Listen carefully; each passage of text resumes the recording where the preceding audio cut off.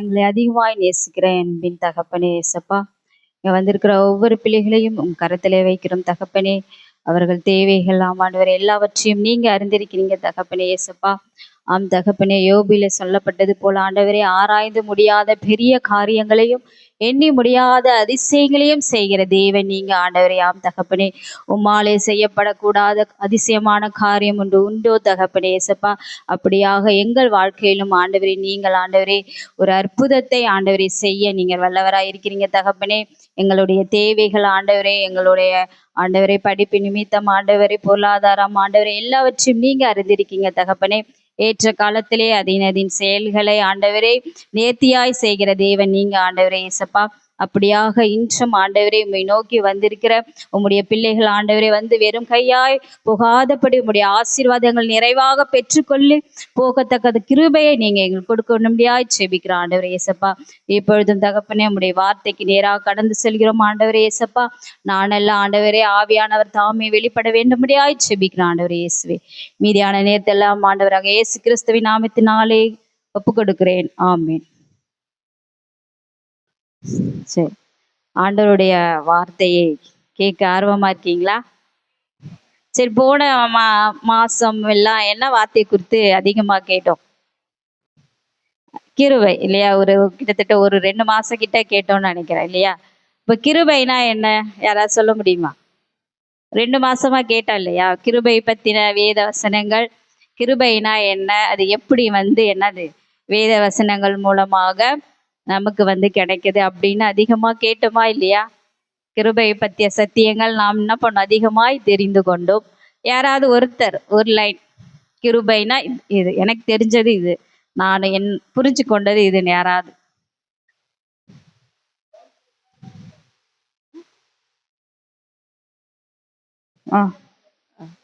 Okay okay.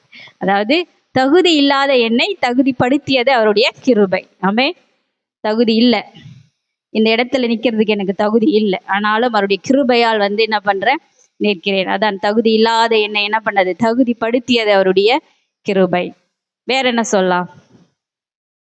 வேற என்ன சொல்லலாம்? பாவத்தை மேற்கொள்வதற்கான ஒரு பலன் அவருடைய கிருபை. நாமளும் ரட்சிக்கப்பட்டிருக்கிறோம், ஆனாலும் அந்த பாவத்தை மேற்கொள்வதற்கான பலன் அதனுடைய கிருபை நம்ம கூட இருந்தா மட்டும்தான் நம்ம என்ன பண்ண முடியும், அதுல இருந்து என்ன பண்ண முடியும், மீண்டு வர முடியும். பாவத்தை மேற்கொள்வதற்கான ஒரு பலன் அவருடைய கிருபை அப்படின்னு சொல்லலாம். போன வாரம் ஒரு வசனம் கேட்டோம், நல்ல ஒரு வசனம் கிருபை குறித்து, ஞாபகம் இருக்கா? ஜீவனை காட்டிலும் பெரியது எது? அவருடைய கிருபை. ஒரு மனுஷனுக்கு ரொம்ப முக்கியமானது எது?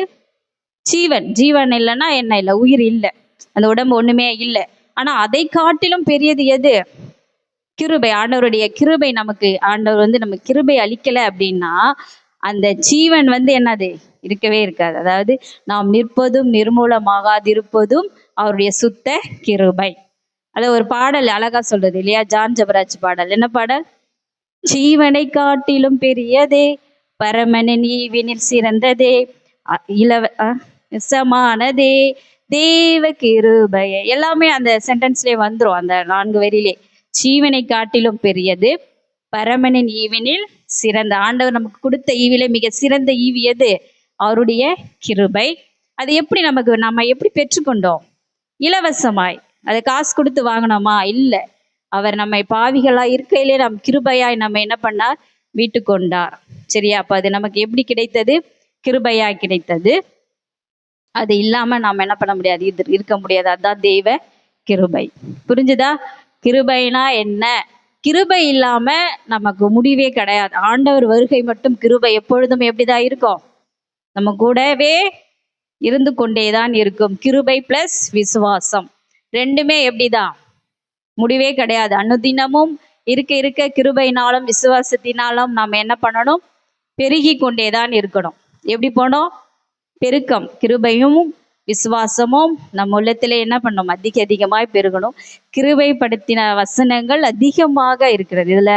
சங்கீதம், நீதிமொழிகள், பழைய ஏற்பாட்டு புத்தகங்கள், ஏசாயா எல்லாமே நம்ம பார்த்தோம் இல்லையா? ஒரு கிட்டத்தட்ட 2 மாசமா பார்த்தோம். அதனாலதான் கேட்டேன் நான். சரி, கிருபை பத்தின ஒரு புரிதல் எப்படி இருக்குது அப்படின்னு சொல்லிதான் கேட்டேன். அதை பத்தி பேச போறது இல்லை. நாம் இன்னைக்கு பார்க்க வேண்டிய ஆளுடைய வார்த்தை என்னன்னா, பர்வதம்னா என்ன? பர்வதம் கேள்விப்படலையா? மலை. பர்வதம்னா என்ன? மலை. பழைய ஏற்பாட்டில ஒரு மலை, புதிய ஏற்பாட்டில ஒரு மலை. மோசேனா என்ன ஞாபகம் வரும்? இல்ல, மலை மலை. சீனாய் மலை. அதாவது சீனாய். பழைய ஏற்பாட்டுல சீனாய், புதிய ஏற்பாட்டுல ஆண்டவராக இயேசு கிறிஸ்து அப்படின்னா ஒரு மலை ஞாபகம் வரணும். இல்ல, சியோன் மலை. சியோன். சீனாய், சியோன். 2 பர்வதம். இரண்டுக்கும் உள்ள என்னென்ன சிமிலரா என்னென்ன ஒற்றுமைகள் இருந்தது அப்படின்னு சொல்லி பார்க்கலாம். எத்தனை பேர் ஆர்வமா இருக்கீங்க? ஆமென். என்னென்ன மலை பத்தி பார்க்க போறோம்? சீனாய் மலை, இன்னொன்று சியோன் மலை. சீனாய், சியோன். சரி, எடுத்துக்கொள்ளுங்க. யாத்ராகமும் 24:13. யாத்ராகமும் 24ஆம் அதிகாரம் 13ஆம் வசனம்.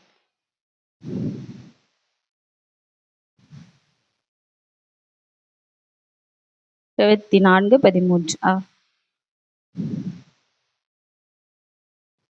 13. அப்பொழுது மோசே தன் ஊழியக்காரனாகிய யோசுவாவோடே எழுந்து போனான். மோசே தேவ பர்வதத்தில் ஏறி போகையில் அவன் மூப்பரை நோக்கி, நாங்கள் உங்களிடத்தில் திரும்பி வரும் மட்டும் நீங்கள் இங்கே எங்களுக்காக காத்திருங்கள். ஆரோனும் ஊரும் உங்களிடத்தில் இருக்கிறார்கள். ஒருவனுக்கு யாதொரு காரியம் உண்டானால் அவன் அவர்களிடத்தில் போகலாம் என்றான். மோசே மலையின் மேல் ஏறின போது ஒரு மேக மலையை மூடிற்று. கர்த்தருடைய மகிமை சீனாய் மலையின் மேல் தங்கியிருந்தது. இப்போ இங்க என்ன மலை வருது? சீனாய் மலை. பழைய ஏற்பாட்டுல சீனாய் மலை. சரி, புதிய ஏற்பாட்டுல என்ன மலை அப்படின்னா ஏசாயா 2:3 எடுங்க. ஏசாயா 2:3. ஏசாயா 2ஆம் அதிகாரம் 3ஆம் வசனம். திரளான ஜனங்கள் புறப்பட்டு வந்து நாம் கர்த்தரின் பர்வதம் வருதா, கர்த்தரின் பர்வதத்துக்கும் யாக்கோப்பின் தேவனுடைய ஆலயத்துக்கும் போவோம் வாருங்கள். அவர் தமது வழிகளை நமக்கு போதிப்பார், நாம் அவர் பாதைகளில் நடப்போம் என்பார்கள். ஏனெனில் சியோனிலிருந்து வேதமும். சியோன் வருதா? சியோன் மலை. சரி, அப்போ பழைய ஏற்பாட்டுல சியோன் மலை, புதிய ஏற்பாட்டுல சியோன் மலை. ரெண்டையும் பத்தி 2 மலையும் ரொம்ப என்னது முக்கியமான மலைகள். சில சம்பவங்கள் இந்த மலைகளே நடந்திருக்கு. அது சிமிலரா எப்படி ஒற்றுமையா இருந்தது அப்படின்னு சொல்லி பார்க்க போறோம். சரிங்களா? சரி, இப்ப பழைய ஏற்பாட்டுல சீனாய் மலை பத்தி பார்க்க போறோம்.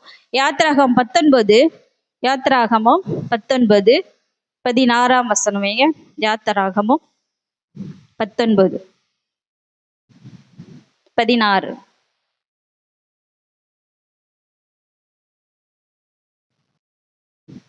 ஆ 16. 3ஆம் நாள் விடியற் காலத்தில் இடி முழக்கங்களும் மின்னல்களும் மலையின் மேல் கார் மேகமும் பலத்த எக்காலமும் உண்டாயிற்று. பாளையத்தில் இருந்த ஜனங்கள் எல்லாரும் நடுங்கினார்கள். அப்பொழுது ஜனங்கள் தேவனுக்கு எதிர்கொண்டு போக மோசே அவர்களை பாளையத்திலிருந்து புறப்பட பண்ணினான். அவர்கள் மலையின் அடிவாரத்தில் நின்றார்கள். கர்த்தர் சீனாய் மலையின் மேல் அக்கினியில் இறங்கினபடியால் அது முழுவதும் புகைக்காடாயிருந்தது. அந்த புகை சூளையின் புகை போல எழும்பிற்று. மலை முழுவதும் மிகவும் அதிர்ந்தது. மலை முழுவதும் மிகவும் அதிர்ந்தது. சரி, இப்ப இந்த வசனத்துல நம்ம என்ன படிச்சோம்? சீனாய் மலையில என்ன வருது? ஆண்டவராக இயேசு கிறிஸ்துவினுடைய அக்கினி இறங்குது. எப்படி இறங்குது? பெரும் காற்று வருது. வேத வசனம் படிச்சீங்கன்னா எப்படி வருது? 3ஆம் நாள் விடிய காலத்தில் இடி முழக்கங்களும் மின்னல்களும் கார் மேகமும் பலத்த எக்கால சத்தமும் உண்டாயிற்று. அப்படின்னா என்னென்ன வருது? பலத்த காற்று வருது, இடி முழக்கம் வருது, அப்புறம் மின்னல்கள் வருது. சரி, அப்புறம் ஆண்டவர் அக்கினியா என்ன பண்றாரு? இறங்குறார். சரி, அதற்கு முன்னாடி இந்த சம்பவம் எப்படி என்ன நடக்குது அப்படின்னு பார்த்தீங்கன்னா, இது யாரை பத்தின கதை? இது இஸ்ரவேல் ஜனங்கள் எகிப்து தேசத்துல என்ன பண்றாங்க? எப்படி இருக்கிறாங்க? அடிமைகளா இருக்கிறாங்க. ஓகேவா? அடிமைகளா இருந்த மக்களை ஆண்டவர் என்ன பண்றாரு? மீட்கணும் சொல்லி மோசே மூலமா அவங்கள என்ன பண்றாரு? வெளியே வராங்க. எப்ப வெளியே வராங்க இவங்க அப்படின்னு பாத்தீங்கன்னா, பஸ்கா பண்டிகை. என்னது? பஸ்கா பண்டிகை. அதாவது ஆட்டுக்குட்டி ஆகிய ஒரு ஆடு அடிக்கப்படும். அதான் பஸ்கா பண்டிகை. அந்த பஸ்கா பண்டிகை அன்னைக்கு நைட் அன்னைக்கு நைட்டு தான் என்ன பண்றாங்க, அவங்க அங்கிருந்து என்ன பண்றாங்க, கிளம்பி வெளியே வர்றாங்க. சரியா? அப்போ பஸ்கா பண்டிகை வந்து எப்படின்னா, அது வந்து அந்த நாட்களில ஒரு மாசத்துல முதலாம் மாசம், ஆகாப் ஆகாப் அப்படின்ற ஒரு மாசம். அந்த மாசத்துல 14 அல்ல 15ஆம் தேதி, ஒரு கணக்குக்காக சொல்றேன். அந்த தேதியில ஒரு 15ன்னு வச்சுக்கோங்க, 15ஆம் தேதியில இருந்து தேதி அன்னைக்கு அவங்க கிளம்பி என்ன பண்றாங்க, வெளியில வர்றாங்க. வெளியில வந்து என்ன பண்றாங்க, சிவந்த சமுத்திரம் எல்லாத்தையும் கடந்து வந்து சீனாய் மலை அடிவாரத்துல வந்து நிக்கிறாங்க. எங்க வராங்க? சீனாய் மலை அடிவாரத்துல தான் இஸ்ரவேல் ஜனங்கள் என்ன பண்றாங்க, இப்ப வந்து இருக்கிறாங்க. கரெக்டா இப்ப வந்து எத்தனாவது நாள் அப்படின்னா, அவங்க புறப்பட்டு அங்கிருந்து வந்து இங்க வந்து இருக்கிற நாள் வந்து எத்தனாவது நாள்னா 50வது நாள். எத்தனாவது நாள்? 50வது நாள். இந்த 50வது நாள் அன்னைக்கு தான் மோசே என்ன பண்றாரு, சீனாய் மலைக்கு மேல போறாரு, கீழே வராரு. போக்கும் வரத்துமா ஆண்டவரோட பேசுறதுக்காக போக்குவரத்துமா இருக்கிறாரு. அதுக்கப்புறமா தான் என்ன பண்றது, இந்த சம்பவம் வந்து நடக்குது. ஞாபகம் வச்சுக்கோங்க, எத்தனாவது நாள்? 50வது நாள். என்ன சம்பவம் நடக்குது அப்படின்னா என்ன வருது, பெரும் காற்று வருது, இடி முழக்கம் வருது. அப்புறம் ஆவியானவர் எப்படி இறங்குறாரு, அக்கினி மூலமாக என்ன பண்றாரு, இறங்குறாரு. எங்க இறங்குறாரு? சீனாய் மலையில இறங்குறாரு. இது வந்து பழைய ஏற்பாட்டுல. எப்படி? பழைய ஏற்பாட்டுல. அப்ப புதிய ஏற்பாட்டுல சீயோன் மலையில எப்படி இறங்குறாரு அப்படின்னு பாத்தீங்கன்னா, அப்போஸ்தலர் 2:1 அப்போஸ்தலர் 2:1-2 வைங்க.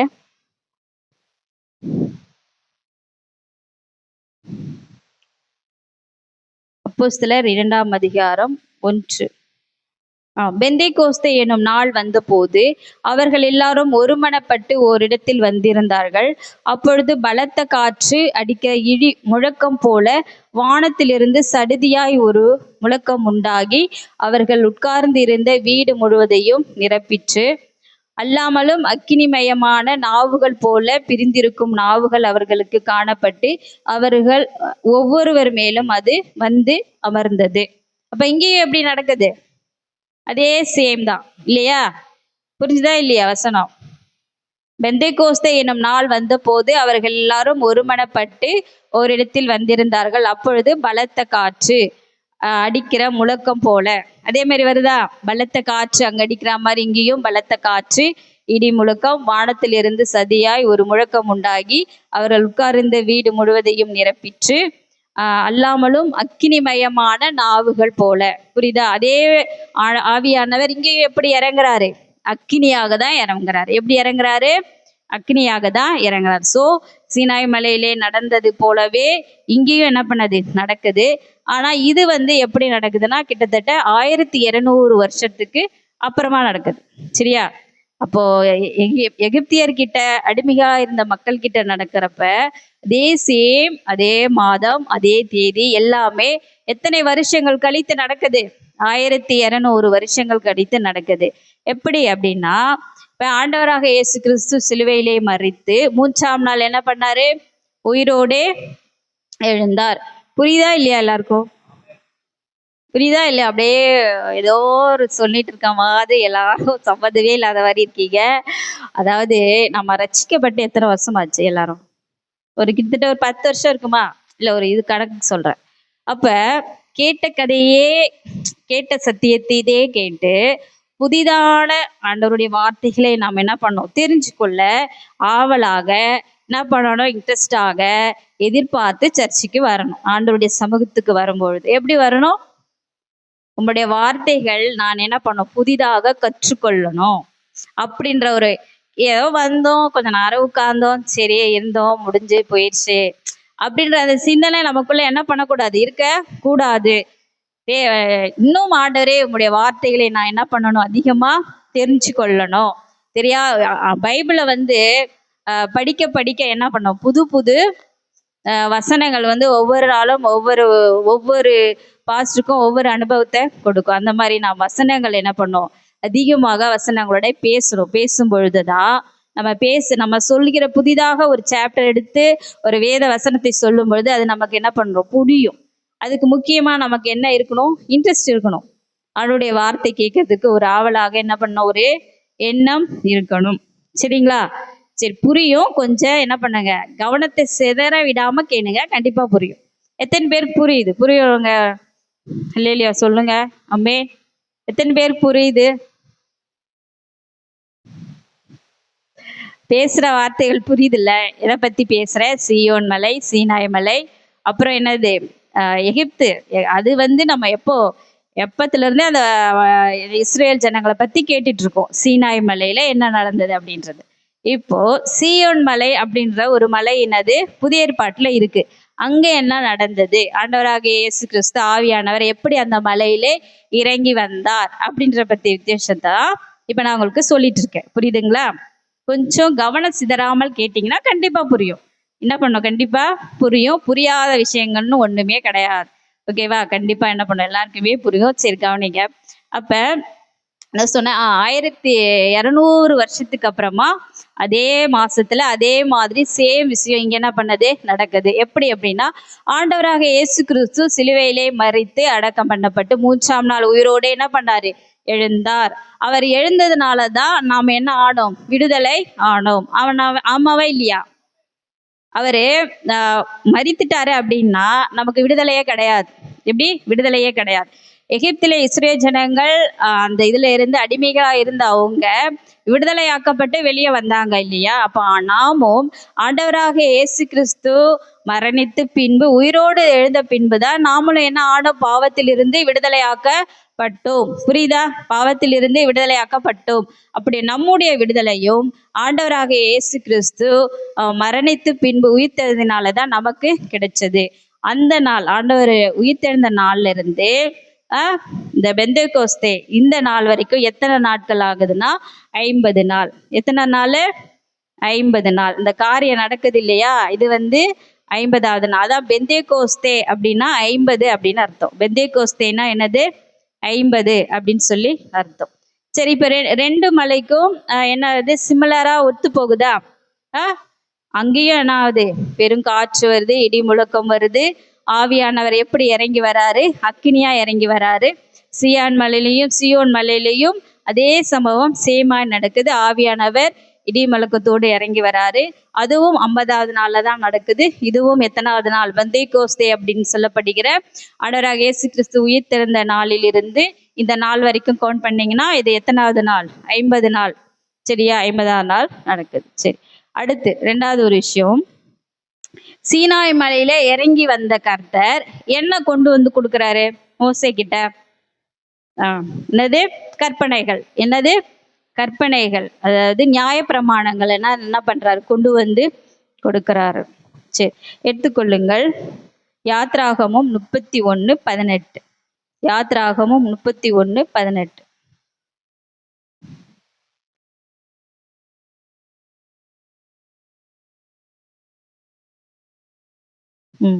சீனாய் மலையில் அவர் மோசேயோட பேசி முடித்த பின் தேவனுடைய விரலினால் எழுதப்பட்ட கற்பலகைகளாகிய சாட்சிகளின் 2 பலகைகளே அவரிடத்தில் கொடுத்தார். அப்ப என்ன எத்தனை வந்து கொடுக்கிறாரு ஆண்டவர்? மலையிலிருந்து இறங்கி வந்து என்ன கொடுக்கிறாரு?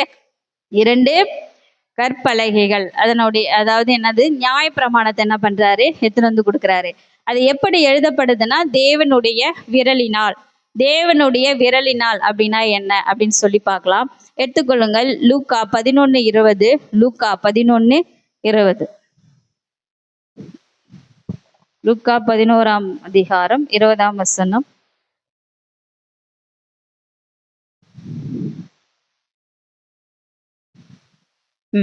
நான் தேவனுடைய விரலினாலே பிசாசுகளை துரத்துகிறபடியால் தேவனுடைய ராஜ்யம் உங்களிடத்தில் வந்திருக்கிறது. நான் தேவனுடைய விரலினாலே பிசாசுகளை துரத்துகிறபடியால். இங்க வந்து என்னது, தேவனுடைய விரலினால் பிசாசுகளை துரத்துகிறபடியால் அப்படின்னு இருக்கா.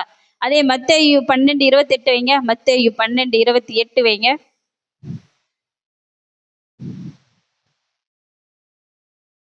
மத்தேயு 12:28. நான் தேவனுடைய ஆவியினாலே பிசாசுகளை துரத்துகிறபடியால். அதே சேம் வசனம் தான். ஆனா மத்தேயுல எப்படி இருக்கு, தேவனுடைய ஆவியினாலே பிசாசுகளை துரத்துகிறபடியால். அப்போ தேவனுடைய விரல் என்பது எதை காட்டுகிறது? எதை காட்டுகிறது? ஆவியினாலே, பரிசுத்த ஆவியானவர். இப்ப புரியுதா? தேவனுடைய விரல் என்பது பரிசுத்த ஆவியானவரால் எழுதப்பட்டது. அப்ப அந்த நியாய பிரமாணங்கள் தேவனுடைய விரலால் எழுதப்பட்டது அப்படின்னு வருது இல்ல. அது வந்து பரிசுத்த ஆவியானவரால் எழுதப்பட்டது. புரியுதா? பரிசுத்த ஆவியானவர், அதாவது 3 தேவர்கள், என்னது? பிதா, குமாரன், பரிசுத்த ஆவி. மும்மூர்த்திகளும் ஒருவரே, பிதா, குமாரன், பரிசுத்த ஆவி. இப்போ இதை யாரால் எழுதப்பட்டது? பரிசுத்த ஆவினாலே எழுதப்பட்டது. புரியுதா இல்லையா?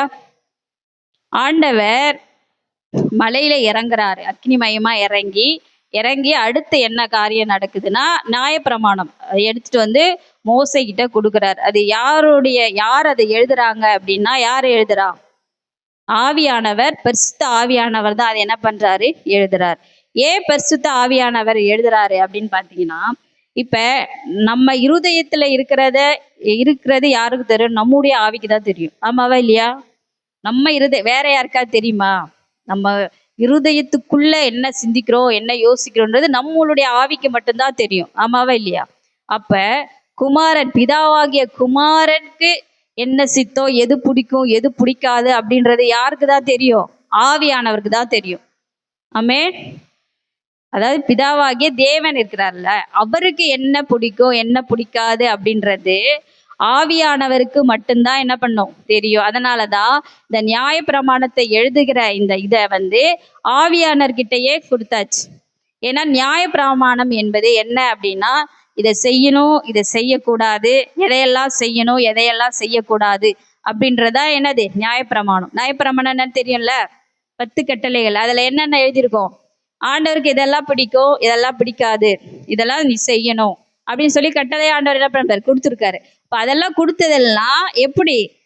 பிதாவாகிய தேவனுக்கு என்னென்ன பிடிக்கும், என்னென்ன பிடிக்காது, அதுதான். சரிங்களா? அப்ப அதை எழுதுறது யாருன்னா ஆவியானவர் தான் எழுதுறாரு. யார் எழுதுறது? ஆவியானவர் தான் எழுதுறாரு. அப்ப நியாயப்பிரமாணங்கள் யாரால் எழுதப்பட்டவைகள்? ஆவியானவரால் எழுதப்பட்டவைகள். யாரால் எழுதப்பட்டவைகள்? ஆவியானவரால் எழுதப்பட்டவைகள். சரி.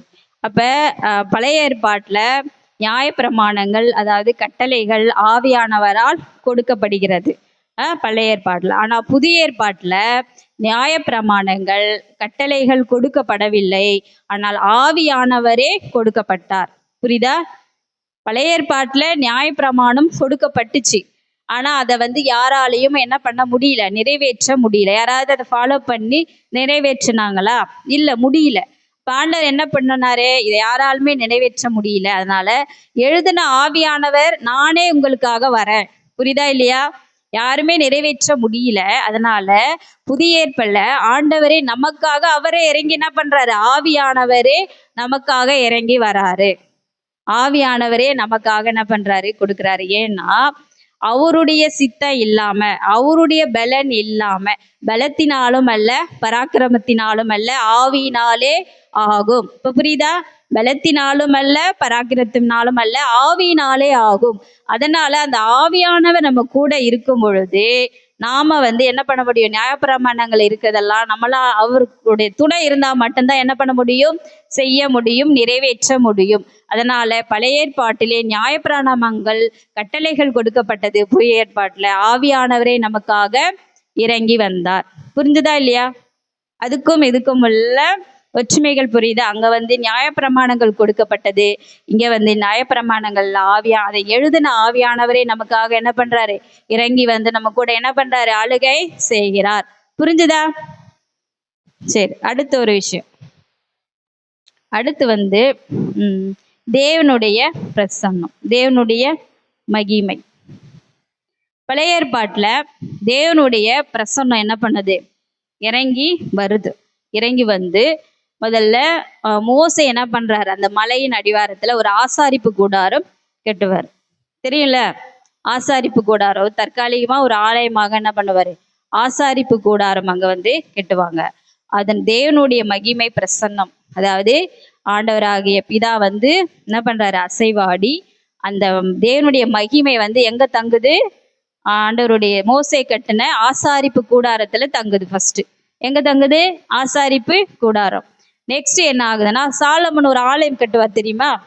இந்த சம்பவங்கள்லாம் நடந்ததுக்கு அப்புறமா தான் சாலமன் என்ன பண்ணுவார்? ஆலயம் கட்டுவார்.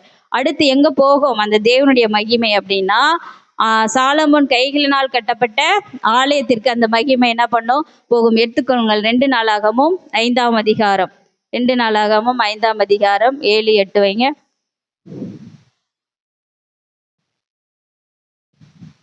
2 நாளாகமும்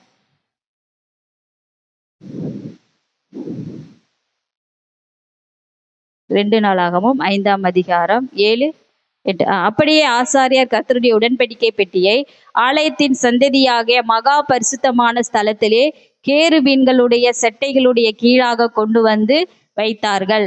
கேருபீன்கள் பெட்டிற்கும் ஸ்தானத்தின் மேல் தங்கள் 2 சிட்டைகளை விரித்து உயர இருந்து பெட்டியையும் அதன் தண்டுகளையும் மூடி கொண்டிருந்தன.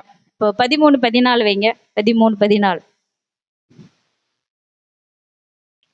அவர்கள் ஒருமிக்க பூரிகைகளை ஊதி ஏக சத்தமாய் கர்த்தரை துதித்து ஸ்தோத்தரித்து பாடினார்கள். ஆசாரியர் பரிசுத்த ஸ்தலத்திலிருந்து புறப்பட்டு வருகையில் பாடகர் பூரிகைகள், தாளங்கள், கீத வாத்தியங்களுடைய சத்தத்தை தொனிக்க பண்ணி கர்த்தர் நல்லவர், அவர் கிருபை என்றும் உள்ளது என்று அவரை சோத்திரிக்கையிலும் கர்த்தருடைய வீடாகிய தேவாலயம் மேகத்தினால் நிறையப்பட்டது. என்ன ஆச்சு? அந்த மேகத்தின் நிமித்தம் ஆசாரியர்கள் ஊழியம் செய்து நிற்க கூடாமற் போயிற்று. கர்த்தருடைய மகிமை தேவனுடைய ஆலயத்தை நிரப்பிற்று. அப்ப தேவனுடைய மகிமை எங்க வந்து நிக்குது? ஆலயம், கைகளினால் சாலமோன் கட்டின கைகளினால் கட்டப்பட்ட ஆலயத்தில் தேவனுடைய மகிமை வந்து இறங்கிற்று. புரியுதா? ஆவியானவர் கற்பனைகளை கொடுக்கிறாரு.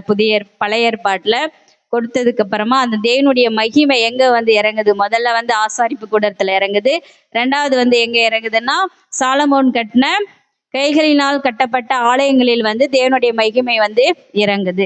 சரி, புதிய ஏற்பாட்டுல எங்க வந்து இறங்குது? புதிய ஏற்பாட்டுல அப்படின்னா புதிய ஏற்பாட்டுல ஆவியானவரின் பிரசன்னம் கைகளினால் கட்டப்பட்ட ஆலயத்தில் போகாமல் ஜீவனுள்ள தேவனுடைய ஆலயமாகிய உங்களுக்குள்ளும் எனக்குள்ளும் வந்து தங்குகிறது. புரியுதா இல்லையா? புதிய ஏற்பாட்டுல கைகளினால் கட்டப்பட்ட, புரியுதுங்களா? கைகளினால் கட்டப்பட்ட எந்த ஆலயத்திற்குள்ளும் ஆண்டவருடைய பிரசன்னம் வந்து இறங்காமல் ஜீவனுள்ள தேவனாகிய தேவனுடைய ஆலயம். நாமெல்லாம் எப்பேற்பட்டவர்கள்? ஜீவனுள்ள தேவனுடைய ஆலயம். ஆமாவா இல்லையா? அந்த வசனத்தை படிச்சிருக்கீங்களா இல்லையா? ஜீவனுள்ள தேவனுடைய ஆலயமாகிய உங்களுக்குள்ளும் எனக்குள்ளும் தேவனுடைய பிரசன்னம் என்ன பண்ணுது? இறங்குது. புரியுதா? அங்க வந்து ஆசாரிப்பு கூடாரம் அண்ட் ஆலயத்தில் இறங்குது. இங்க புதிய ஏற்பாட்டுல நமக்குள்ளே வந்து இறங்குது. நமக்குள்ள வந்து இறங்குது. சரியா? ஏன் நமக்குள்ள வருது? கொஸ்டின். அங்க மட்டும் ஆசாரிப்பு கூடாரம் ஆலயத்துல போச்சு. ஆனால் புதிய ஏற்பாட்டுல ஆண்டவர் வந்ததுக்கு அப்புறமா ஆண்டவருடைய பிரசன்னம் ஏன் ஆலயத்துக்குள்ள? இப்ப இங்கெல்லாம் ஆண்டவருடைய மகிமை இல்லையா அப்படின்னா இருக்கு. ஆனா நம்ம தான் என்னது? ஜீவனுள்ள தேவனுடைய ஆலயம். ஆலயத்திற்குள்ள போகுது. ஏன் அப்படின்னா என்ன காரணம் அப்படின்னா பழைய ஏற்பாட்டுல வந்து ஜனங்களுக்கு வழி காட்டுவதற்காக இறங்கி வந்தார். எப்படி வந்தாரு? ஜனங்களுக்கு வழி காட்டுவதற்காக இறங்கி வந்தார். சங்கீதம் 108, 10, 11 வைங்க.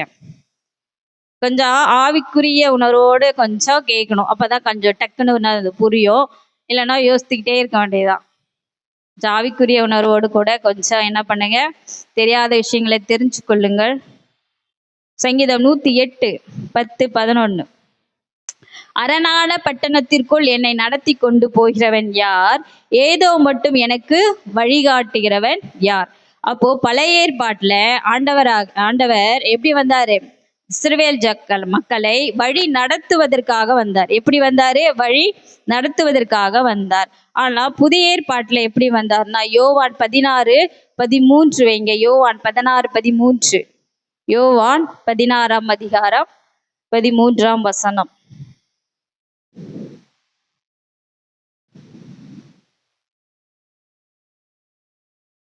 ஃபஸ்டிங்களா? 16, 13.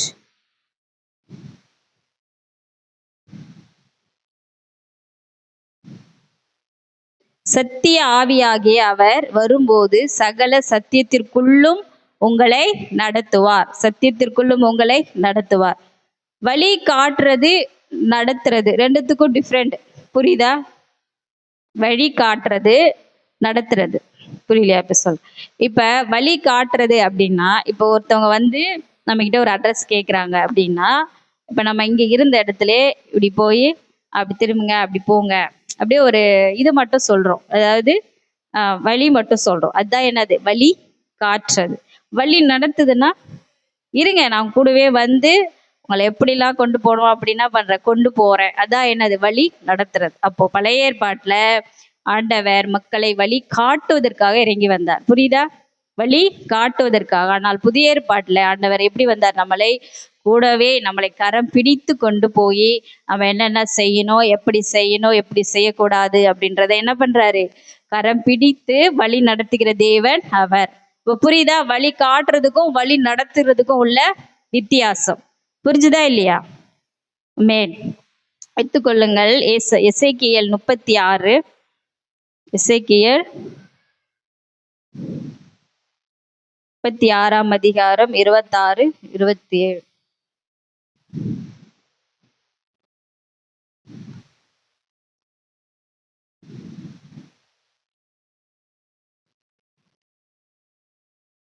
உங்களுக்கு நவமான இருதயத்தை கொடுத்து உங்கள் உள்ளத்திலே புதிதான ஆவியை கட்டளையிட்டு கல்லான இருதயத்தை உங்கள் மாம்சத்திலிருந்து எடுத்து போட்டு சதையான இருதயத்தை உங்களுக்கு கொடுப்பேன். உங்கள் உள்ளத்திலே என் ஆவியை வைத்து உங்களை என் கட்டளைகளில் நடக்கவும் என் நியாயங்களை கை கொள்ளவும் அவைகளின்படி செய்யவும் பண்ணுவேன். புரியுதுங்களா? அதுல என்ன பண்றாரு? வழி காற்றாரு. ஆனா புதிய ஏற்பாட்டுல என்ன பண்றாரு? கூடவே இருந்து நம்மை வழி நடத்துகிற தேவனாய் இருக்கிறார். புரிஞ்சுதுங்களா? இப்ப என்னென்ன சொன்னா அப்படி சொல்லிட்டு ஷார்ட்டா சொல்லிடலாமா? பழைய ஏற்பாட்டுல என்ன மலை? சீனாய் மலை. புதிய ஏற்பாட்டுல எல்லாரும் சொல்லுங்க, சீயோன் மலை. ஏன்னா திரும்ப நீங்க சொன்னீங்கன்னாதான் நீங்க கேட்டது உங்களுக்கே புரிஞ்சுதுன்னு அர்த்தம். புரியுதா? இல்லைன்னா புரியல, ஏதோ சும்மா உட்கார்ந்துட்டு இருந்து போனீங்க அப்படின்றதா அர்த்தம். பதில் சொன்னீங்கன்னாதான் உங்களுக்கு புரிஞ்சிருக்கு அப்படின்னு அர்த்தம். பழைய ஏற்பாட்டுல என்ன மலை? சீனாய் மலை. புதிய ஏற்பாட்டுல சீயோன் மலை. ஆவியானவர் எப்படிலாம் இறங்கினாரு? என்னென்னலாம் நடந்துச்சு? பெரும் காற்று, பலத்த காற்று வந்துச்சு, இடி முழக்கம், ஆண்டவர் அக்னிமயமாய் இறங்கினாரு. 2 சைடுமே அதே மாதிரி இறங்கினாரு. எத்தனாவது நாள்ல இறங்கினாரு? 50வது நாள். எகிப்திலிருந்து அவர்கள் வெளியிலே வந்த நாள் முதல் இங்கே சீனாய் மலையில இந்த காரியம் நடந்தது வரைக்கும் 50வது நாள். புதிய ஏற்பாட்டுல 50ஆம் நாள் பெந்தைக்கோஸ்தே. அது எப்படின்னா, ஆண்டவராக இயேசு கிறிஸ்து நமக்காக சிலுவையிலே மரித்து அடக்கம் பண்ணப்பட்டு உயிர்த்தெழுந்த நாள்ல இருந்து இந்த நாள் வரைக்கும் என்ன நாள்? 50வது நாள். சரியா? அப்போ அதுக்கப்புறமா ஆண்டவருடைய மகிமை, ஆண்டவர் என்ன கொண்டு கொடுக்குறாரு? கற்பனைகள், நியாய பிரமாணங்கள் கொண்டு கொடுக்கிறாரு. அது யாருனால் எழுதப்படுகிறது? ஆவியானவராலே எழுதப்படுகிறது. புதிய ஏற்பாட்டுல என்ன நடக்குது? ஆவியானவரே நமக்காக இறங்கி வரார். ஆவியானவரே. கற்பனைகள் கட்டளைகள் கிடையாது. இப்ப நம்மளுக்கு இருக்காது இல்ல. நியாய பிரமாணங்கள் நமக்கு இப்ப கிடையாது புதிய ஏற்பாட்டுல.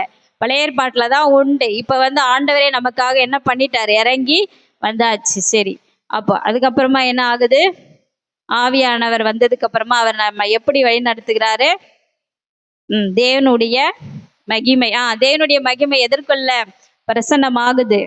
பழைய ஏற்பாட்டுல ஆசாரிப்பு கூடாரம் அண்ட் ஆலயம். புதிய ஏற்பாட்டுல ஜீவனுள்ள தேவனாகிய நமக்குள்ளே என்ன பண்றாரு?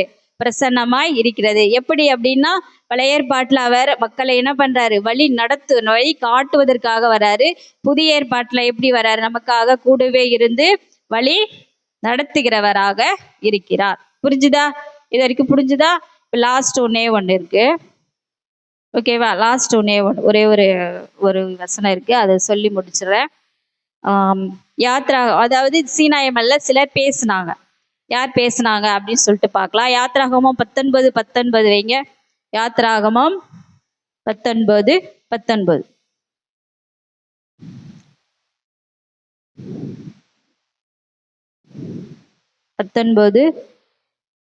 எக்கால சத்தம்.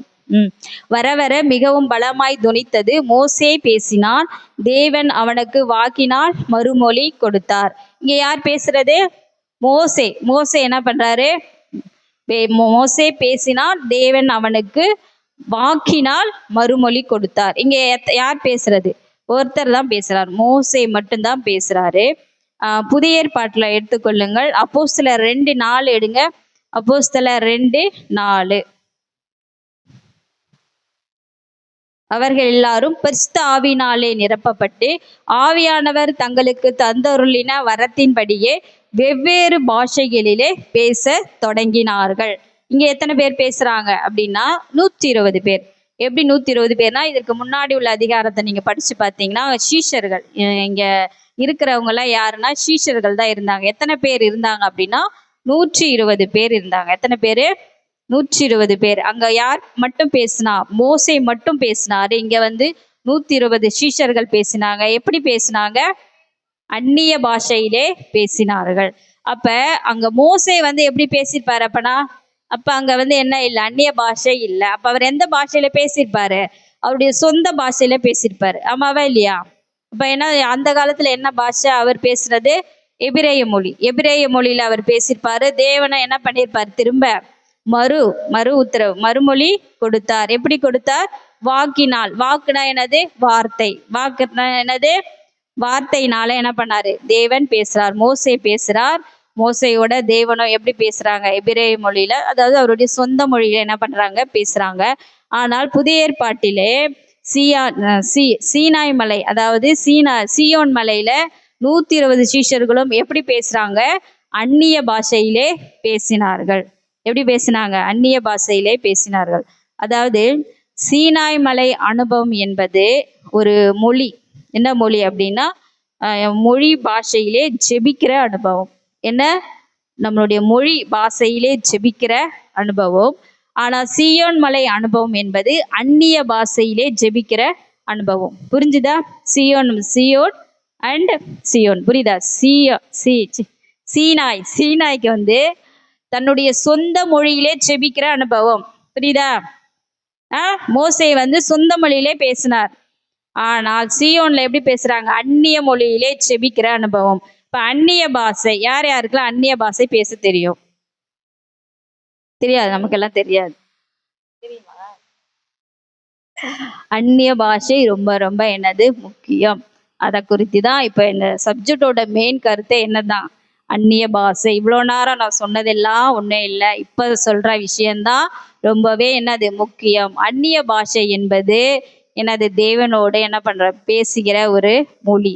அப்ப சீஷர்கள் எல்லாரும் எப்படி பேசினாங்க? அந்நிய பாஷையிலே பேசினாங்க. எடுத்துக்கொள்ளுங்கள். அப்போஸ்தலர் 1:8 எடுங்க. அப்போஸ்தலர் 1:8. அதாவது பரிசுத்த ஆவி உங்களிடத்தில் வரும்போது நீங்கள் பலன் அடைந்து. இப்ப பரிசுத்த ஆவி நம்ம கிட்ட வரும் பொழுது என்ன வருமா? நமக்கு பலன் வரும். இப்ப சொந்த மொழியில நம்ம செபிக்கிறோம், ஜெபம் பண்றோம், நம்ம சொந்த மொழியில பேசுறோம். அப்ப ஆண்டவர் நமக்கு என்ன கொடுக்குறாரு? வார்த்தை மட்டும்தான் கொடுக்குறாரு. என்ன கொடுக்குறாரு? வார்த்தை மட்டும்தான். ஆனா அந்நிய பாஷையிலே பேசும் பொழுதுதான் ஆண்டவர் நமக்கு என்ன பண்றாரு? அவருடைய பலத்தையும் நமக்கு என்ன பண்றாரு? கொடுக்கிறார். புரியுதா? சொந்த மொழியில நம்ம இப்ப நம்மளுடைய மொழியில செபிக்கிறோம், நல்லதா. ஆனால் அப்போ வந்து ஆண்டுடைய வார்த்தை மட்டும்தான் நமக்கு என்ன பண்றது? கிடைக்குது. ஆனால் அந்நிய மொழி, அந்நிய பாஷையிலே நாம் பேசும் பொழுது ஆண்டவர் நமக்கு என்ன பண்றாரு? கூட வார்த்தையோடு கூட சேர்த்து என்னவும் கொடுக்கிறாரு? பலனையும் சேர்த்து கொடுக்கிறார். அப்போ நாம் என்ன பண்ணோம்? அந்நிய பாஷையிலே பேசுவதற்கு என்ன பண்ணணும்? பழகி கொள்ளணும். அதற்கு நாம் என்ன பண்ணோம்? வேதத்தோடு ஆண்டவரோடு அதிகமாக நேரம் என்ன பண்ணணும்? ஸ்பெண்ட் பண்ணணும். வேத வசனங்களை அதிகமாக படிக்கணும். வேத வாசனங்கள் அப்புறம் என்னது? எல்லாத்தையும் அதிகமாக வார்த்தைகளை அதிகமாக கேட்கணும். அப்படி இருந்தாதான் நம்ம என்ன பண்ணுவோம்? ஆண்டவரோடு அந்நிய பாஷையிலே பேச முடியும். புரிஞ்சுதா? சீனாய் மலை அண்ட் சியோன் மலை என்னென்ன சிமிலர் இருந்துச்சு? புரிஞ்சுதா? அப்ப லாஸ்ட் மெயின் வந்து என்னது? அந்நிய பாஷை, ஆண்டவருடைய வார்த்தை. அதுல மோசே வந்து சொந்த மொழியில பேசினாரு. ஆனால் சியோன் இதுல வந்து என்ன எப்படி பேசினாங்க? சீஷர்கள் அந்நிய பாஷையிலே பேசினார்கள். புதிய ஏற்பாட்டுல முக்கியத்துவம் மெயினா எதுக்கு? அந்நிய பாஷைக்கு ரொம்பவே என்ன பண்ணுது? இருக்குது. நாம் அந்நிய பாஷையை கற்றுக்கொள்ள என்ன பண்ணோம்? ஆண்டவர்கிட்ட நெருங்குவதற்கு நாம் என்ன பண்ணோம்? நம்மளை தயார்படுத்தி கொள்ள வேண்டும். ஆமென். ஓகே, அடுத்த இன்னும் வரும் நாட்களில் இன்னும் அநேக காரியங்களை குறித்து விரிவாக கேட்போம். ஆண்டவருடைய வார்த்தைக்காக என்ன பண்ணுங்க? கொஞ்சம் ஆயத்தமாக வாங்க. நான் சொல்றதுக்காகல, வாரம் வரும் பொழுதும் அவருடைய வார்த்தை என்ன, ஆண்டவர் வார்த்தை நமக்கு கொடுக்க போறாங்க. எனக்கு வந்து பல நேரங்களிலே அண்மையை சொல்லணும்னா, போன வாரம் கொடுத்த மெசேஜ் எனக்கு ரொம்பவும் பிரயோஜனமா இருந்தது. போன வாரம் மட்டும் இல்லை, பல நேரங்களில் நம்ம சோர்ந்து போன நேரங்களிலும், குடும்பத்திலே பல கஷ்டங்கள், பல துன்பங்கள், இல்லை என்ன நிகழ்வுகள் நடந்தாலும் அதற்கேற்ற மாதிரி நாம வந்து ஒரு நோக்கத்தோடு வந்தோம் அப்படின்னா, வேத வசனமும் நம்ம மனதுக்கு சமாதானமும் நம்மை வழிநடத்துகிற வசனமாகவும் ஆண்டவர் என்ன பண்ணுவார், கண்டிப்பாக கொடுப்பார். அதை நான் பல நேரங்களில் என்ன பண்ணியிருக்கேன், அனுபவிச்சிருக்கேன். அதனால்தான் சொல்றேன், வார்த்தை கேட்க ஆவலோடு வரணும். ஆண்டோடைய சத்தியத்தை கேட்பதற்கு எப்படி வரணும், அவளோடு வந்து ஆசீர்வாதத்தை பெற்றுக்கொள்ள வேண்டும். ஆமே.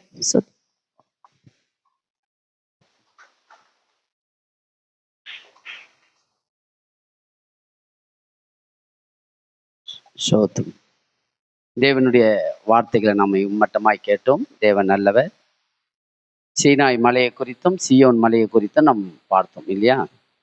பழைய ஏற்பாட்டு காலத்தில் சீனாய் மலைக்கு தான் அடிக்கடிக்கு போனார்னா 40 நாள் கழிச்சு வருவார். யார்? மோசே. போனார்னா 40 நாள் ஆகும்.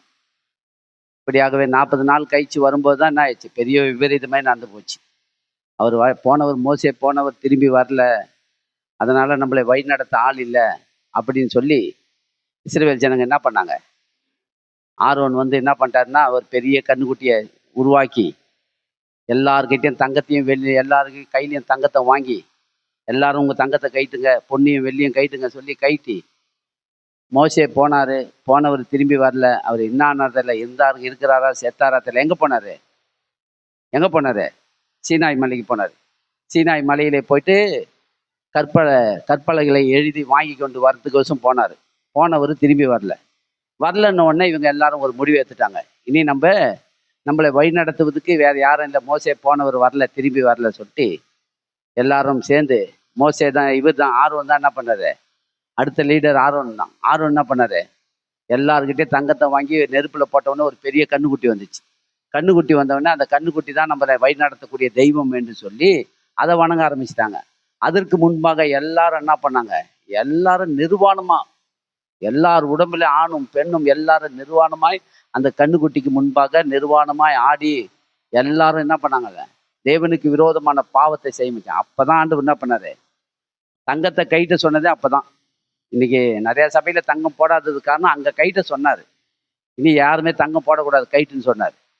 அப்ப சீனாய் மலையில தான் என்ன பண்ணாரு, மோசே அடிக்கடிக்க போயிட்டு சீனாய் மலையில போயிட்டு தேவனோடு போயிட்டு முகமுகமாய் தேவனை தரிசித்தவர் மோசே. எங்க போய் தரிசிப்பாரு, சீனாய் மலையிலே போய் தரிசிப்பார், முகமுகமாய் தரிசித்தாராம். அவரு ஒரு சிநேகிதனோடு பேசுவதை போல பேசுவாராம் போய். அந்த அளவுக்கு எப்படி இருந்தாரு, தேவனுக்கு பயந்து பயபக்தியா இருந்து கர்த்தருடைய வார்த்தையை கேட்டு சீனாய் மலையிலே போயிட்டு தேவனுடைய வார்த்தைகளை கேட்டு எழுதி வாங்கின்னு வந்தார். அதான் கற்பலகைகளை கொண்டு வந்து 10 கட்டளை என்ற வார்த்தையை கொடுத்தாரு. இப்போது புதிய ஏற்பாட்டு காலத்துல சீயோன் மலைக்குள்ள நாம் இருக்கிறோம். இயேசுவே சீயோன் மலைக்கு ஒப்பா இருக்கிறார் இல்லையா. இப்ப தேவனுடைய மகிமையின் பிரசன்னம் எங்க இறங்கினது, ஆலயத்தின் மேலே இறங்கினது இல்லையா. ஆலயத்தின் மேலதான் இறங்கினதுன்னு நம்ம பார்த்தோம். சாலமோன் கட்டின தேவனுடைய ஆலயத்தின் மேல தேவனுடைய மகிமையின் பிரசன்னம் இறங்கியது அப்படின்னு பார்த்தோம். இப்ப எந்த ஆலயத்துக்குள்ள இறங்கிச்சு, அலமாதி அகாப்பே சிட்டி சர்ச் ஆலயத்துல தேவனுடைய மகிமையின் பிரசன்னம் இறங்கியதுன்னா நம்ம பார்க்குறோம். எங்க இறங்குது இப்ப சொல்லுங்க, நீங்க தான் ஜீவனுள்ள தேவனுடைய ஆலயம். இப்ப நம்ம புரிந்து கொள்ளணும், கர்த்தர் வந்து வழி நடத்தினாரு. இப்போது பரிசுத்த ஆவியாகிய தேற்றிடவாளன் உங்களோடு இருந்து உங்களை என்ன பண்ணுவாரா, சகல சத்தியத்தினாலும் போதித்து உங்களை நடத்துகிறவர் கூடவே இருக்கிறார். வழி சொல்றதுக்கும் கூட இருந்து நடத்துறதுக்கும் வித்தியாசம் இருக்குது. சொல்லிட்டு போயிடுவாங்க, அப்படி போங்க, ரைட் எடுத்து லெஃப்ட் எடுத்து ரைட் போங்க அப்படின்ட்டு போயிடுவாங்க.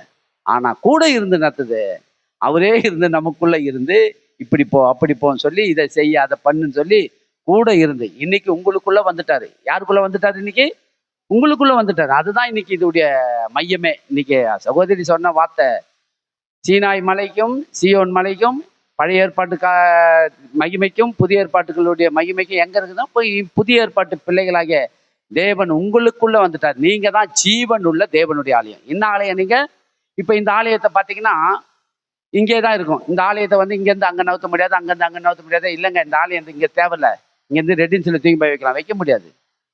அதே ஜீவனுடைய ஆலயம் பார்த்தீங்கன்னா இந்த ஆலயம் வந்து இங்கேருந்து எங்கே போகுது? இங்கேருந்து ரெட்டின்ஸுக்கு போகுது, ரெட்டின்ஸ்லேருந்து வண்ணாரப்பேட்டைக்கு போகுது, தண்டாரப்பேட்டைக்கு போகுது, அமெரிக்காவுக்கு போகுது. எங்கே போனாலும் இந்த ஆலயம் என்ன பண்ணுது? நடமாடுது இந்த ஆலயம். எங்கே போனாலும் அதுக்கு பேர் தான் ஜீவனுள்ள தேவனுடைய ஆலயம் இது. அப்போ இது உயிருள்ள ஆலயம். இது இந்த கட்டடம் உயிர் இல்லாத கட்டடம். அப்போ உங்களுக்குள்ள தேவன் வந்துட்டாரு. இதுதான் மையம். விசுவாசிக்கிறீங்களா? தேவன் உங்களோடு இருந்து பரிசுத்த ஆவியாகிய தேற்றிரவாளன் உங்களுக்குள்ள இருந்து நடத்துகிறார். இந்த வார்த்தைகளை நீங்க என்ன பண்ணலாம்? ஆணித்தனமாய் ஆழமாய் பதிய வைத்து போகும்போதும் வரும்போதும் பரிசுத்த ஆவியாகிய தேற்றிரவாளன் எனக்குள் வந்துட்டாரு, என்னை நடத்துவார். அப்போ சில நாட்களிலே தேவன் பெந்தகோஸ் என்னும் நாளிலே தேவன் ஆவியானவர் என்ன பண்ண? அக்கினிமயமான நாவுகளை கொடுத்து எல்லார் வாயிலும் அந்நிய பாஷைகளை பேச வைத்தார். அவங்க ஜென்ம பாஷைகளை பேசினார்களாம்.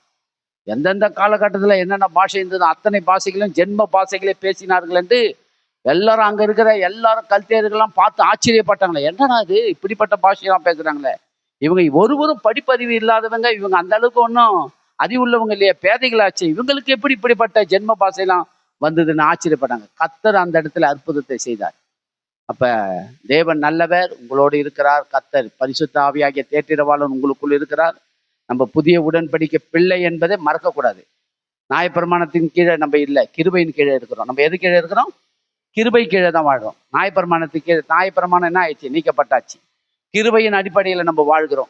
நான் எல்லாவற்றிலும் இன்றைக்கு நல்லா வந்து உட்காந்துருக்கிறேன். நான் நியாயப்பிரமாணத்தின்படி நடந்ததுனால உட்காரல, கிருபையின்படி என்னை தேவன் தகுதியில்லாத என்னை தகுதியாய் கொண்டு வந்து உட்கார வச்சிருக்கிறாரு இல்லையா? அதை நம்ம அறிந்து நம்ம புரிந்து வாழ்வோம். கர்த்தருக்கும் மகிமை உண்டாகட்டும். நம்ம எல்லாரும் எழுந்திருப்போம். தேவனுக்கு மகிமை உண்டாகட்டும். நல்ல தகப்பனே, உம்மை நன்றியோடு உம்மை சோத்தரிக்கிறோம். துதியும் கனமும் மகிமையெல்லாம் உமக்கே செலுத்துகிறோம். ஒருவருக்கே ஆராதனை செய்து இந்த நேரத்தை நாங்கள் உங்களுடைய கரத்தில் ஒப்பு கொடுக்கிறோம். என் தேவன் தாமே ஆண்டவரே, எல்லாவற்றுக்காக நன்றி அப்பா. அப்பா, நாங்கள் நியாயப்பிரமாணத்தின்படி வாழாமல் கிருபையின்படி நாங்கள் வாழ்கிறோம் அப்பா. கிருபையின் அடிப்படையில் நாங்கள் இன்றைக்கு நன்றாய் வாழ்கிறோம். பரிசுத்த ஆவியாகிய தேற்றிரவாளன் எங்களுக்குள்ளே வந்து எங்களை சகல சத்தியத்தினாலும் போதித்து எங்களை நடத்துகிற ஆவியானவர் எங்களுக்குள்ளே இருக்கிறார். பழைய ஏற்பாட்டு காலத்திலே வழியை காண்பிக்கும்படி வந்தார். ஆனால் இப்போது வழியை எங்களுக்கு கூட இருந்து தெரிவிக்கும்படி எங்களோடு இருக்கிற என் தேவனை உமக்கு நன்றி சொல்கிறோம். தேவனுடைய மகிமையின் பிரசன்னம் எங்களுக்குள் இருக்கிறது அப்பா. இந்த மண்பாண்டத்துக்குள்ளே தேவனுடைய பொக்கிஷத்தை நாங்கள் சுமந்து செல்கிறோம். என் தேவனுக்கு மகிமை உண்டாகட்டும். என் தெய்வமே உமக்கு கோடி சோத்திரம்.